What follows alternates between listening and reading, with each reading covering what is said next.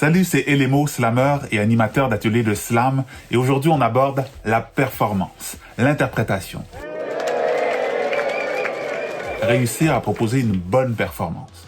Bon, premièrement, le mot « bonne performance », j'ai un peu de misère avec ça. Pour moi, c'est d'être en mesure de se rapprocher le plus possible d'une émotion et réussir à la transmettre. Donc, il n'y a pas vraiment de bonne performance, c'est juste trouver une façon pour réussir à échanger avec le public et de se rapprocher de son émotion. Donc, on devient en quelque sorte un acteur lorsqu'on fait du slam, c'est-à-dire qu'on va avoir un texte, un poème qu'on aura écrit, et ensuite, on va le jouer, on va l'interpréter. Et évidemment, on joue notre propre rôle. Malgré tout, faut trouver les moyens pour que ça soit intéressant. Faut pas oublier que dans le slam, qu'est-ce qu'on recherche? C'est de captiver l'attention du public. Il faut vraiment trouver des moyens pour que ça soit intéressant. C'est vraiment un échange avec le public. Donc forcément, on va ajouter des éléments dans notre performance pour que ça soit le plus naturel possible, le plus authentique, ça c'est sûr et certain. Mais quand même, on peut en ajouter plus parce que il faut vraiment que ça soit un échange. Il faut réussir à capter l'attention.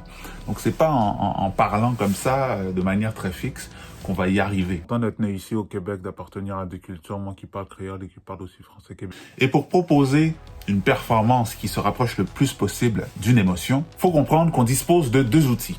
Premièrement, la voix, et ensuite, le corps. Donc c'est vraiment les deux outils qu'on a pour interpréter. Donc évidemment, on parle de slammer, mais on peut très bien penser aux acteurs aussi, ou ceux qui font du théâtre, les comédiens, comédiennes. On dispose de la voix et du corps. Premièrement, la voix. La voix, c'est un très bel instrument. On peut faire beaucoup de choses avec la voix. On peut y ajouter de l'émotion. Mais ça veut dire quoi, ajouter de l'émotion? C'est de jouer avec plusieurs éléments dans la voix pour réussir à se rapprocher le plus possible de l'émotion, comme je le dis au début. Puis pour réussir à faire ça, on peut jouer avec des éléments comme l'intonation, le rythme, le débit et le ton, c'est-à-dire le volume de voix. Mais il faut vraiment jouer avec, parce que des fois on oublie ces aspects-là qu'on dispose lorsqu'on veut déclamer un texte par exemple, mais il faut réussir à penser à ça lorsqu'on dit notre texte. Donc, par exemple, je pourrais faire un exemple simple.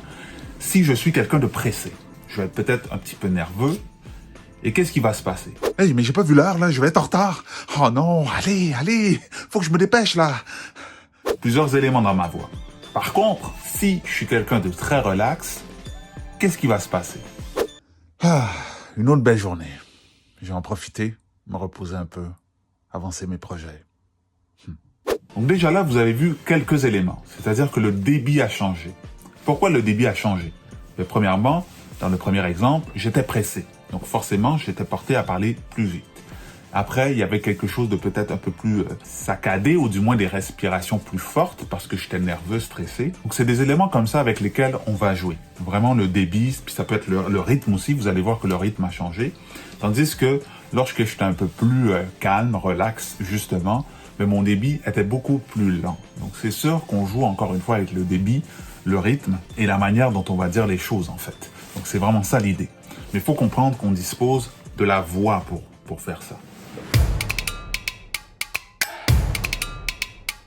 Et ensuite le corps. Qu'est-ce qu'on peut faire avec notre corps? Premièrement, il y a beaucoup de choses qu'on peut faire avec notre corps. On peut déjà penser aux gestes. On peut ajouter des gestes pour rendre la performance le plus naturelle possible. Parce que de toute façon, lorsqu'on parle, lorsqu'on dit des choses, on va être porté à faire des mouvements, une certaine gestuelle, on va avoir. Donc il faut y penser parce que des fois, on se retrouve à dire notre texte, puis avec la certaine nervosité, là, on est porté à rester un peu plus fixe et à ne pas bouger. Donc évidemment, il faut être en pleine possession de nos moyens, mais déjà, en ajoutant des gestes, c'est sûr qu'on se rapproche aussi de l'émotion qu'on souhaite transmettre, comme je le dis depuis le début. Qu'est-ce qu'on peut faire avec notre corps? C'est sûr que la posture peut changer en fonction de l'émotion. Donc si je suis joyeux, par exemple, c'est sûr que je vais avoir une posture un peu plus comme ça. Tandis que si je suis un peu plus triste, je vais être porté à avoir une posture qui sera un peu plus courbée. Donc ça, c'est des exemples simples, mais c'est là que le public va réussir ou va être capable d'entrer dans votre univers. Donc pas juste au niveau du texte, au niveau de la performance aussi. Qu'est-ce qu'on peut faire d'autre avec notre corps? Faut bien comprendre que on dispose aussi d'un visage, puis avec notre visage, évidemment, on peut proposer des expressions faciales. Mais habituellement, ça vient avec l'émotion qu'on souhaite transmettre. Mais pensez-y quand même. On a un visage, on peut faire des expressions, puis des fois on peut les exagérer, des fois on peut en mettre moins aussi, ça dépend. Il faut bien comprendre qu'il faut réussir à doser tous ces éléments-là pour être le plus naturel possible et le plus authentique possible. Donc si on ajoute trop de rythme, par exemple, parce que je l'entends souvent, mais des fois on peut s'éloigner d'une interprétation qui va être naturelle ou authentique. Donc il faut faire attention avec ça. Surtout en poésie, là, puisque c'est un poème, les gens ont tendance à utiliser ce que j'appelle un flow poétique. Je me suis perdu dans la forêt, j'ai vu un ours, je me sentais pas prêt. Donc là, j'exagère un peu, mais quand même, faut réussir à doser tout ça. Il faut être le plus authentique possible. Lorsqu'on slame, habituellement, on cherche à transmettre un message aussi. C'est-à-dire qu'on a écrit, puis en fonction de ce qu'on a vu, un événement, par rapport à une situation qui s'est produite, on a eu envie d'écrire. Donc forcément, lorsque c'est arrivé, on a eu une émotion. Et lorsque vous avez écrit aussi, vous avez eu une émotion. Donc c'est cette émotion-là que je veux sentir lorsque vous allez déclamer votre texte. S'il n'y a pas d'émotion, ça paraît tout de suite. Et donc la performance, il n'y a rien, ça ne vient pas me chercher. Donc c'est vraiment le but principal. Réussir à ajouter de l'émotion lorsqu'on déclame un texte. Si vous pensez à tous ces éléments-là, vous allez réussir à proposer déjà une performance beaucoup plus intéressante. C'était Elemo et je vous dis à la prochaine.